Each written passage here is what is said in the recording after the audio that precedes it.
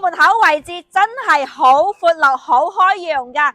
如果你係揾緊雅基樂嘅4分1別墅，要南向、要花園大嘅，咁一定要睇翻呢一間啦。呢間建築面積係108方嘅，嘅佔地面積係123方嘅，亦比我哋其他戶型嘅花園咧係大咗嘅。單呢個花園咧都有成70方嘅，咁後期你想搭出嚟搭建嘅話咧，咁就利用空間係大翻好多嘅。我哋入呢間屋裏邊睇，呢套房咧就喺我哋嘅雅基樂牌坊花園嘅。嘅大廳咧係一個浴室嘅，呢邊係大廳位置，咁前面咧就係我哋一個飯廳加埋我哋廚房洗手間空間啦。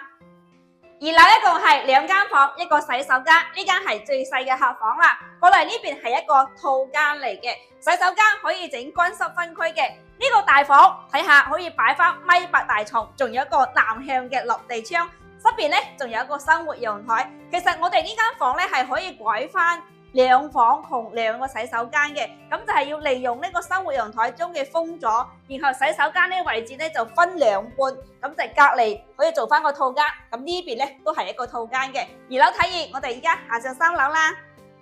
3樓咧就係一個套間嚟嘅，咁後期可以擺翻1.8米大床啦，整翻個大衣櫃啦。側邊咧仲有我哋一個生活陽台嘅，後期有需要嘅話，上邊就可以搭翻個陽光棚都可以。重點呢套房景觀都好舒服噶，側邊仲有一個細公園仔，景觀睇出嚟咧都係特別靚啲嘅。